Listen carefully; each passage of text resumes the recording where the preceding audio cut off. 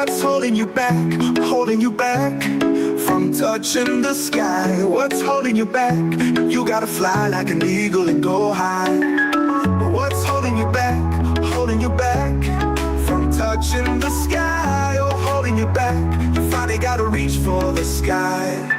I was born to succeed, not to be a spoke in the wheel. Told myself there's more to this than just waking up when I feel. So I made a commitment to turn my earnings up. Couldn't see myself as an employee that still couldn't. Looked in the mirror, saw a spark in my eye. Knew I had to hustle and stop living a lie. I packed my dreams in a suitcase, took the first train out, headed for the horizon with success is no doubt. What's holding you back? Holding you back from touching the sky. What's holding you back? You gotta fly like an eagle and go high. What's holding you back? Holding you back from touching the sky. Oh, holding you back. You finally gotta reach for the sky. Greetings and welcome to another edition of What's Holding You Back. My name is Rob McCray from the Business Building Network, and I am so thankful to be in your presence this afternoon, this evening, this morning, depending on where in the world you are watching us from. But I am just elated to be in your presence, and we're going to have a wonderful time this afternoon as we are going to be finishing up our discussion on talking about when will housing become affordable again. And if you missed it last week, we started off our discussion about this particular topic. And last week we focused more on single family homes as we're talking about when will housing become more affordable. But today we're going to we're going to specify, we're going to be more specific in dealing with apartments instead of single family homes. Although the majority of the information will be pretty much the same, but there are some slight variations, and we're going to go into that. But we're going to be discussing primarily the apartments and condos when we're talking about affordability within the housing prices. So yes, as you are jumping on board, please leave us a comment. We would love to welcome you and being a part of the broadcast this afternoon. And also, as you're coming on board, please leave us a like and also leave us a comment. Let us know where you're tuning in from, and let us know how the housing is going on in your areas. Let us know where you live, and let us get some understanding of how the housing market is looking in your area. So yes, that's going to be our topic for today. So let's jump right into it. So as we always like to do, we always like to start off with a word of inspiration that is going to coincide with our topic of discussion for today. And our word of inspiration for today states that everything comes at a price, everything in your life. The question you have to ask yourself is, what price are you willing to pay? Yes, though there is a lot in that quote right there. What price are you willing to pay? So how this relates to the housing market, if you can remember back in 2008 when we had the last housing market crash, and a lot of things that went on after that crash. And then we got to a point where um, they had to start printing money again. The Federal Reserve had to print money. This was after the pandemic in 2019, just to get some stimulus checks out there and get the economy back moving. So they had to print out money and send us all stimulus checks to get us back into spending some money so that the economy can come back to some sort of semblance of life. But in doing so, there was a price to pay. Yes, we were very grateful to receive that money at that specific time. But after that, we had to deal with the inflation in which we are still fighting to this very day. So when this quote says, everything comes at a price, you best believe, because nothing in this world is free. There is always going to be a price tag attached to it. And sooner or later, you're going to have to pay that debt. And we are really facing it now. So we hope that this time around, we don't have to get to that point again where they have to print money and we have to receive those stimulus checks and then have to be faced with stimulation. I mean, I'm sorry, have to face with inflation once again. Yes, as we are just trying to come out of this economic downturn in which we are going through right now. So, yes, let me give out a couple of greetings. Greetings to my wife, Sister Althea. Thank you so much for joining us. So, yes, family, as you are jumping on board, please leave us a comment. Let us know where you're tuning in from as we continue on with our discussion for today. When will the housing market become more affordable? And more specifically, we're talking about the apartments and condos in our areas. All right, so let us get into our discussion for today. And please, as you're jumping on board, please like and share this broadcast. We want as many people as possible to receive this information and helping them with their coming home buying or home renting situations. So, yes, please come out and share. We have Ann Donaldson. Blessings, blessings. Is that missionary Marva? Okay, bless you. Thank you so much. Thank you for joining us. Yes, yes. So thankful to have you on board with us this afternoon. So, yes, let us bring up our slides as we continue on with our discussion for today. So, a lot of these slides are going to be the same as what you saw last week when we were talking about the single family homes, but now today we're going to be talking more specifically about apartments and condominiums. All right, so this slide just talks about the annual household income. And on the left, I'm not really going to go over that. We covered this last week. I just want to go through this real quick.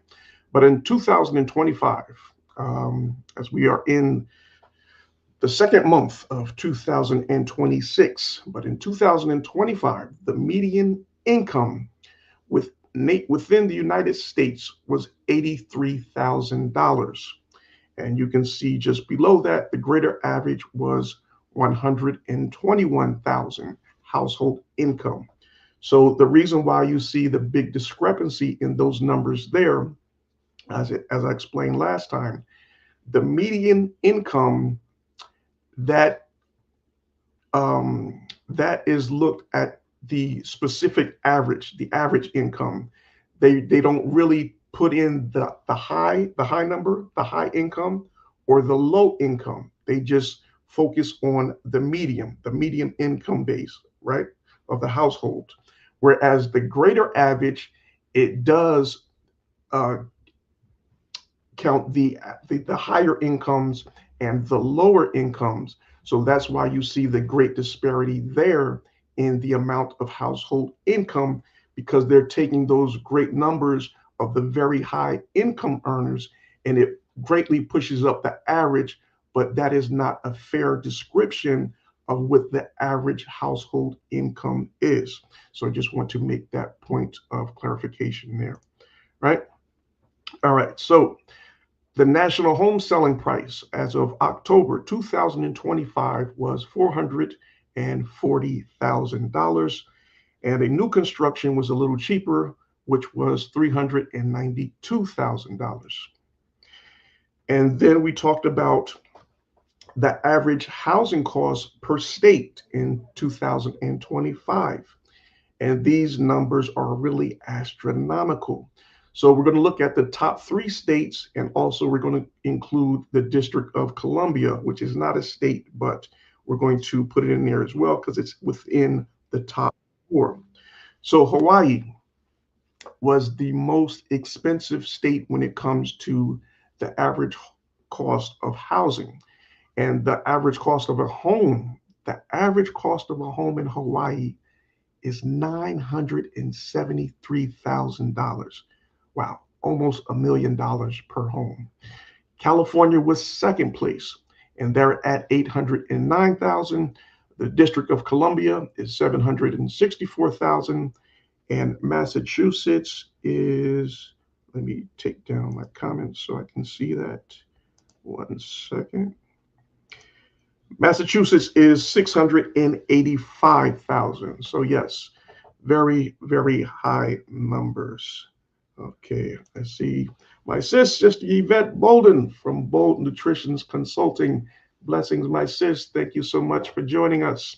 So yes, we're continuing our discussion from last week on when will housing become more affordable. All right, so then we talked about why are the prices so overinflated? And yes, the market is very much overinflated with the prices of housing. So why is that? Why are we seeing such inflated prices in the housing market?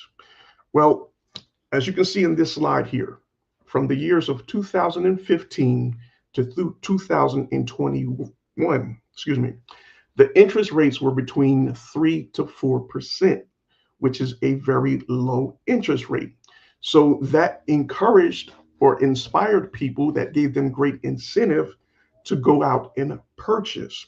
So the greatest purchase, or one that can bring back the greatest returns, is of course within the housing market. So that was an incentive for a lot of people to go out and start buying housing, and that's exactly what they did. And being that there was such a low supply, which it still is to this day, but there was a very, very high demand for people looking for housing. So this caused a bidding war when it comes to people looking for housing. So if a property is on sale and you had 10 to 20 potential buyers coming to that home seller, and they're telling the home seller they're willing to pay more than the asking price, of course, the seller is going to accept that. And that's just going to increase or inflate the price of the property, not just there, but within that area. And it becomes a snowball event, whereas the entire neighborhood starts to show an increase in property value, and it just continues to go on in that manner, right? So that is how, these are just some of the factors that created this inflation in the housing market that we are seeing today, right? So another great important factor in the inflation of the housing prices was, of course, COVID, which happened in 2019, but we didn't really feel the effects until 2020. And then when the country got shut down and many people were unable to go out to work, many people had to work from home. So when people realized that they were going to be working from home, that gave them the incentive to say that, they don't really need to be in the big metropolitan cities where most of the jobs were actually situated. Why? Because they no longer had to commute. So they didn't need to live close to the job. They can work from home. So this started the spur for a lot of these individuals to go out to the suburbs and buy homes and apartments in those areas. And of course, that increased the housing prices over there and inflated the market even more. So yes, COVID had a big factor to play when it comes to the pricing as well. And then, as we spoke about last week as well, we talk about a lot of the investors coming into the fold and buying up a lot of these single family homes. And then what they would do, they would buy them at a wholesale rate, and then they would rent them out to potential buyers or renters, because they could no longer buy, because there was such a short supply of housing. So they had to rent from these investors, and the rent was at an inflated price, and this very much contributed to the increase in housing prices as we are seeing them today. So these are just some of the factors that caused the great housing price increase that we are currently seeing now. All right. So as we continue on, we go into 2024 and 2025. And that's when we started to see a shift. Things started to change. There was no longer, well, I shouldn't say no longer, but there was a slowdown in the amount of houses being bought, right? Because the housing price was so overinflated, and people just were priced out of the market, so to speak. So it was very hard for people to go out and buy a home. So they just kind of, relinquished that idea of being a home owner. And so they went back into getting an apartment.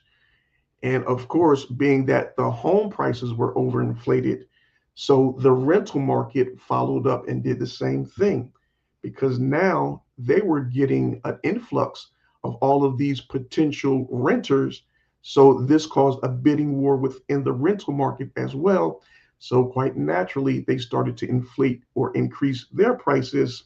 And this is why we have such an increase in not only the single family homes or multifamily homes, but also the apartments as well. So all of these things played a great factor in seeing the housing prices as we are seeing today. So now we're into 2026, but as of 2025, I believe the last quarter, November and December of 2025, we saw the unemployment rate start to rise. It rose by 4%, which is the highest it's been in over 4 years. And of course, when we start to see an increase in unemployment, then that means that a lot of people are not going to have enough money to cover their bills. And what is the biggest expense that we all have to pay? Quite naturally, it's our housing. And so when this happens, it has a ripple effect. So for all of these people that were buying homes in 2021 and 22, a lot of them are now having buyer's remorse because they're not able to keep up with their mortgage payments. And that's leading to a lot of foreclosures. And we're starting to see these things come into the market now. So this is going to be the start of the downward trend where you're going to see prices drop.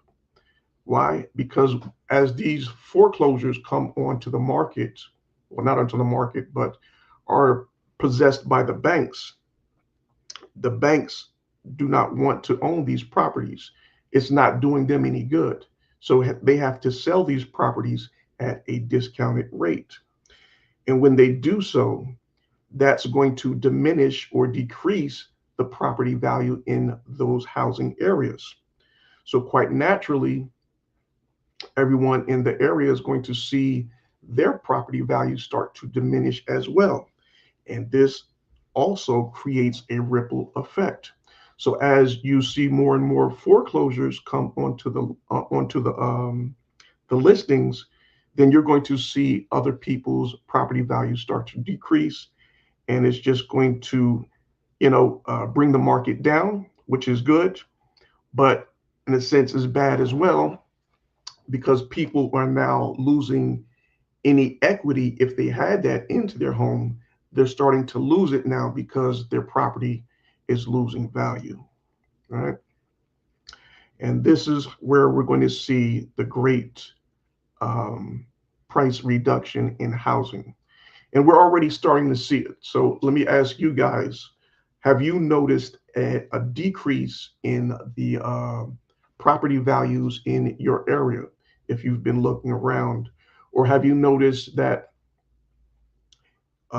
more properties that you see for sale with the for sale signs on their lawn, are they staying uh, in that process of being for sale longer than they were, say, a year or two ago?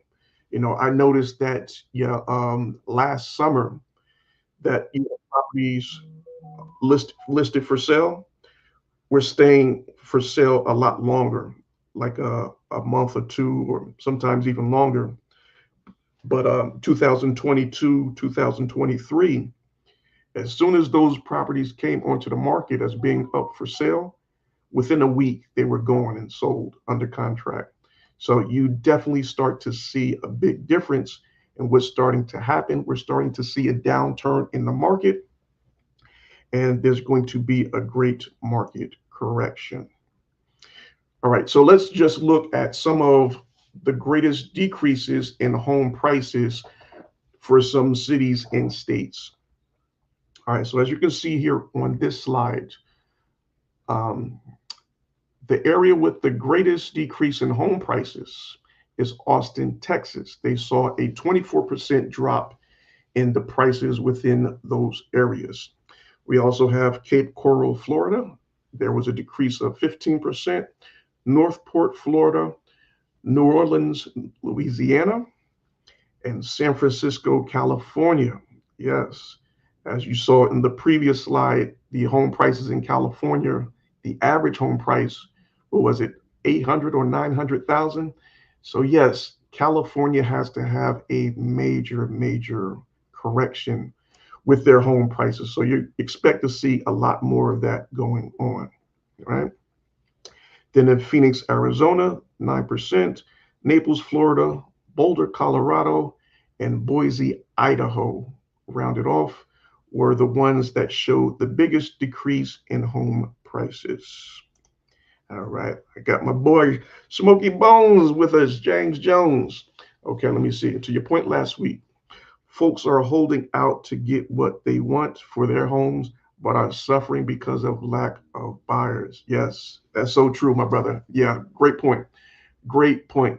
And yes, that's the thing. So as these home prices start to decrease, the market value starts to decrease, the home buyers, not the home buyers, the home sellers are the last ones that are going to try to capitulate and be willing to lower the price of their home, because they want the value that it was already assessed at. They've gotten comfortable with that number, and they don't want to take anything less. But reality is going to set in, and the longer they wait, trying to hold on to get that price that they're asking for, they're just going to see the price start to decrease more and more and more. And people are going to go and buy other properties who are willing to come down off of their price.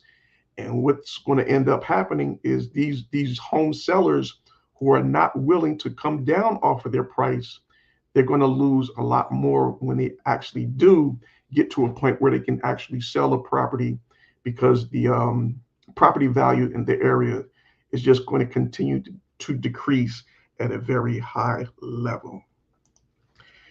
Greetings and blessings, Pastor Fred. God bless you, sir. So good to see you. Thank you, Pastor. Bless you. And we also have Manna Messenger. Greetings, bless you. So good to see you. Okay, that's Sister Tish and Todd.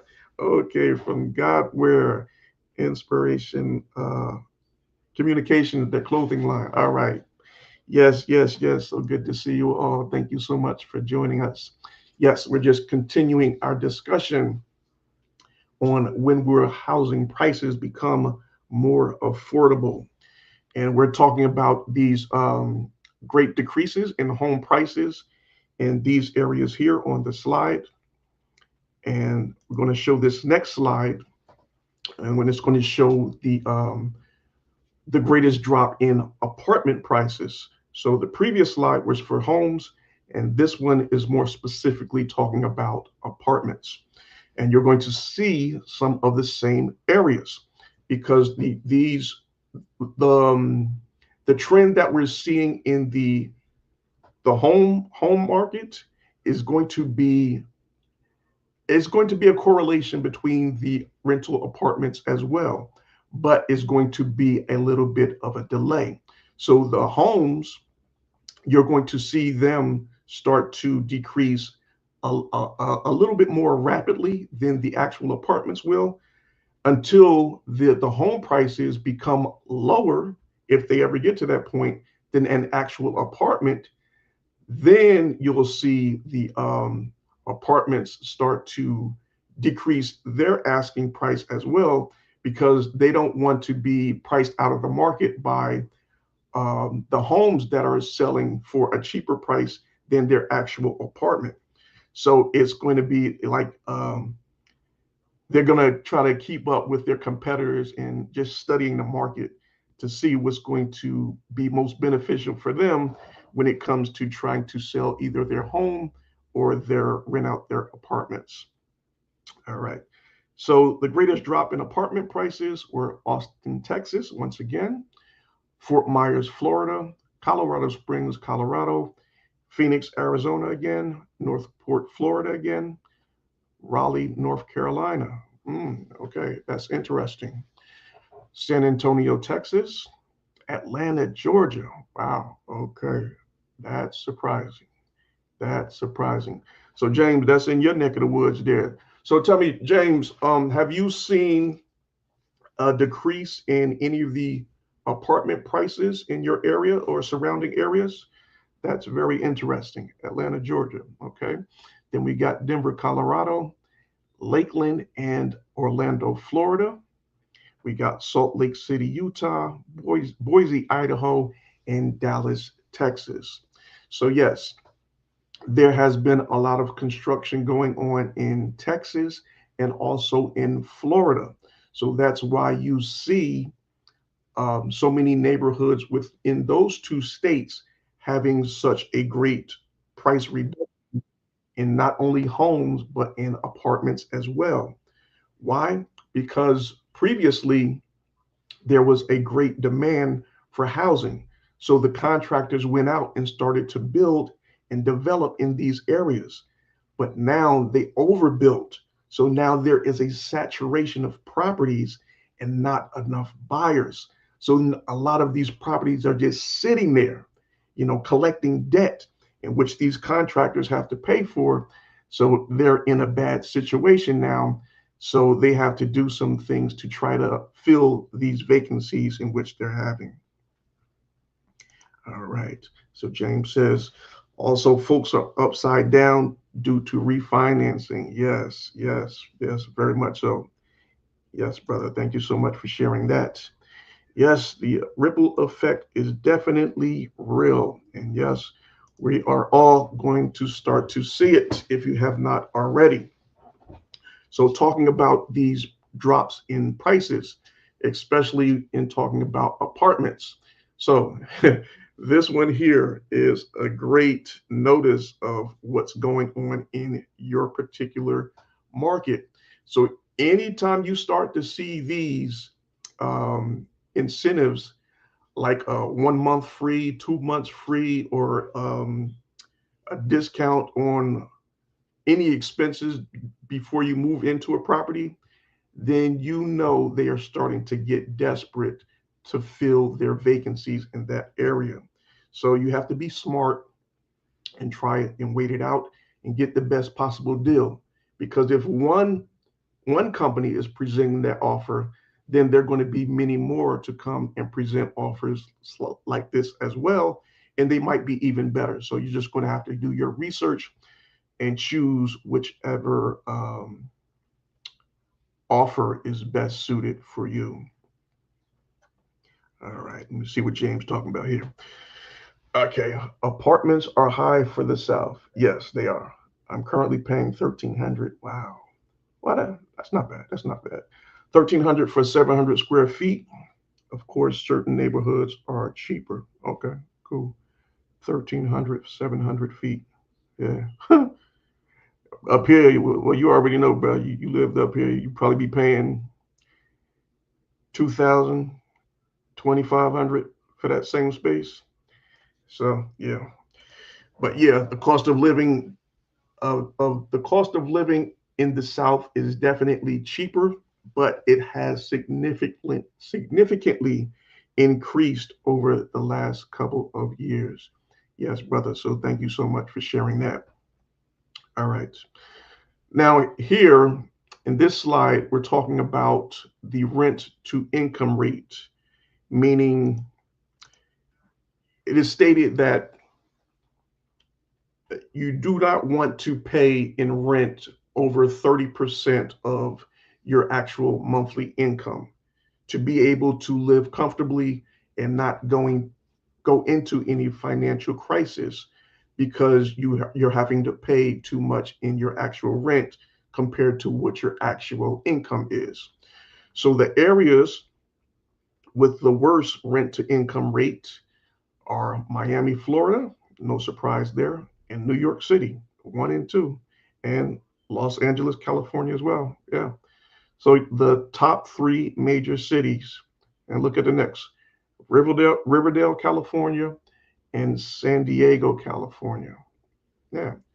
The prices are just overinflated, and it's going to be very hard for people to be able to sustain themselves, pay their bills, and keep up. And God forbid an emergency comes up, I don't know how they're going to be able to manage because they're already paying too much in rent. So with anything that happens that really causes a financial burden for them, they're going to be in a world of trouble. So it's really something that we need to be aware of and make sure that we're not putting ourselves in a financial crisis by extending ourselves and paying too much for the rent or the mortgage in the areas in which we live. All right. So some other areas, we have Tampa, Florida, Boston, Massachusetts, Providence, Rhode Island, no surprise there, Fresno, California, Orlando, Florida, okay, and San Francisco, California to round it out. All right, good. All right. Now, in saying all of that, some areas still are not seeing any type of decrease. Some areas might even be seeing a slight increase in rental prices. So every area is different. Every neighborhood, every state is different. So just because you see it, like for Atlanta, for example, sorry.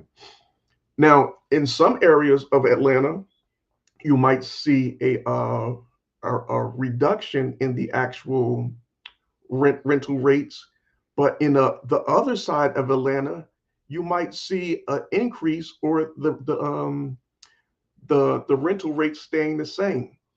It all depends on the neighborhood and what's going on within that community. So every state, every city has some slight variations. So just because you're seeing it in one neighborhood doesn't necessarily mean that you're going to see it all over. So just keep that in mind as well. But like I said, change is definitely coming. We are starting to see it all across the nation. Um, in some areas, it is more significant than others, but we are definitely witnessing a change. The economy is definitely taking a downturn. A lot more people are getting laid off. That's going to create a great financial hardship for many. And as we stated earlier, for those that bought homes in the last 4 to 5 years, and now they're seeing their property values start to decrease, and they're going to lose all of that equity if they had in any of it within the home, then it really wouldn't make sense for them to try to keep the property if they're in a financial crisis. It'd be better for them to just let it go and let the bank take it over instead of trying to play catch up.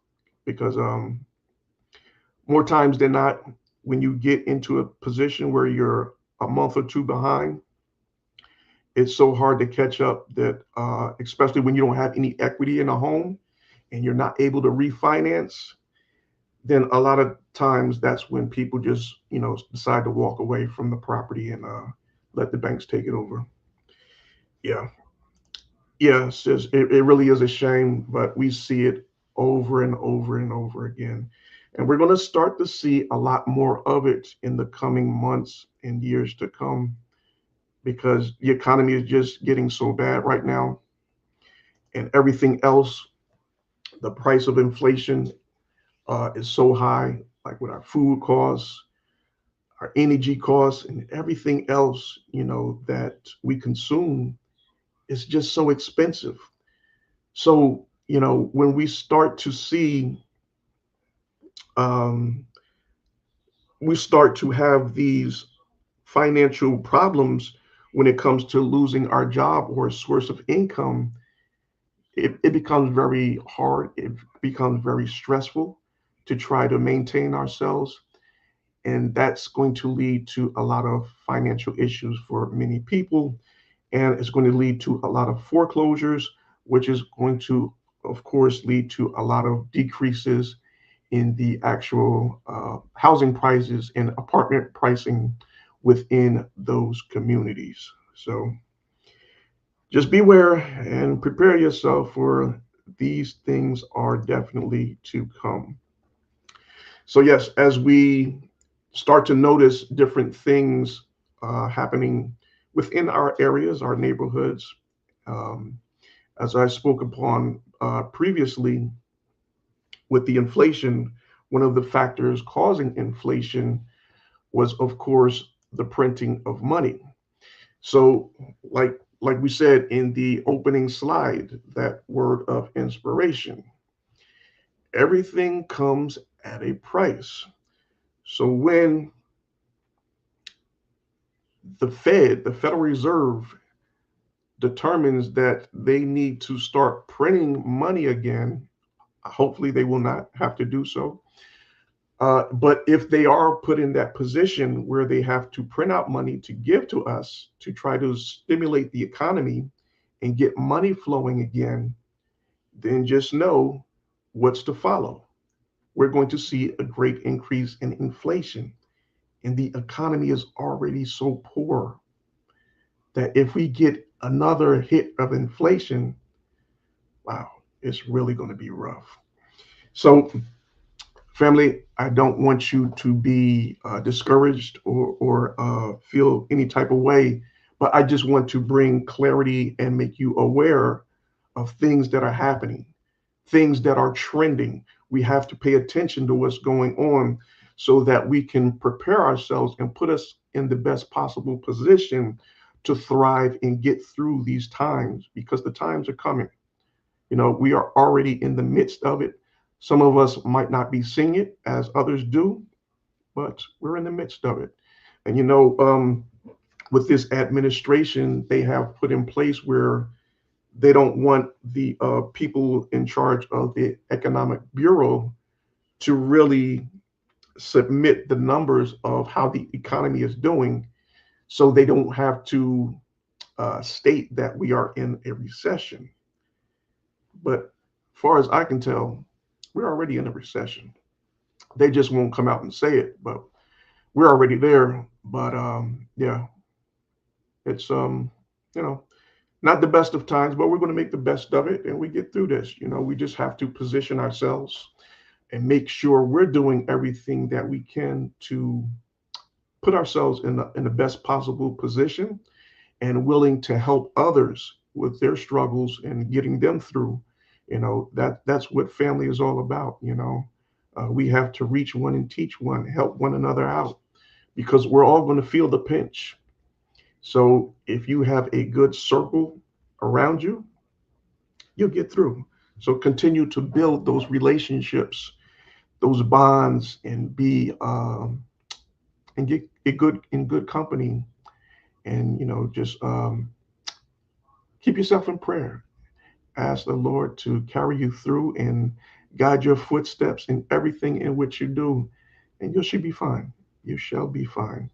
But we just have to make sure that we're doing our part and reaching out to help one another. So, yes, family, that's going to conclude. Oh, before we conclude for today, so we always want to talk about when we can really start to see uh, these things really start to come to fruition.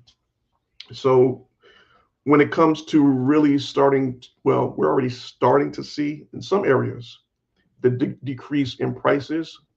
But when we talk about nationwide, where everyone can really see it, as we stated last week, the last quarter of this year, 2026, then we're going to really, really start to see it nationwide. And by 2027, this time, 2027 in February, yeah, then we'll really be in the midst, and you're really going to be able to say without a doubt that yeah, we're in a recession. Housing prices have dropped um, pretty dramatically. I would think a good 30 to 40% decline in prices. That's in homes and within apartments as well.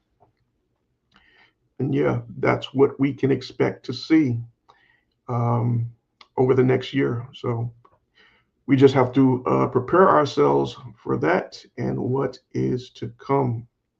So yes, yes, yes. Don't mean to be a Debbie Downer, but like I said, just wanted to make you aware of what's going on so that we can all open our eyes and have a great understanding of what's going on and what is to come here within the US. So, family, do you have any questions, any comments before we close out for today? Please type them in the chat and I would love to answer them as best as I possibly can. But yes, just want to thank each and every one of you for being a part of the program this afternoon. Please hit that like button for us. And also, if you don't mind, please share it out as well so that all of our viewers and listeners can take heed to this information as well. It would really help out in getting us more exposure here for our YouTube channel. What's holding you back now? So yes, I don't see any comments coming in the chat. So we're going to close it out for today. So if you're new to the channel, please make sure you hit that subscribe button. And we thank you so much for being a part of What's Holding You Back. We look forward to seeing you next week at 6 p.m. Eastern Time, right here on What's Holding You Back. Take care, everybody. What's holding you back? Holding you back from touching the sky. What's holding you back? You gotta fly like an eagle and go high. What's holding you back? Holding you back from touching the sky. Oh, holding you back. You finally gotta reach for the sky. I was born to succeed, not to be a spoke in the wheel. Told myself there's more to this than just waking up when I feel. So I made a commitment to turn my earnings up. Couldn't see myself as an employee that still couldn't. Looked in the mirror, saw a spark in my eye. Knew I had to hustle and stop living a lie. I packed my dreams in a suitcase, took the first train. I'm headed for the horizon with success, there's no doubt. What's holding you back? Holding you back from touching the sky. What's holding you back? You gotta fly like an eagle and go high. What's holding you back? Holding you back from touching the sky. Oh, holding you back. You finally gotta reach for the sky.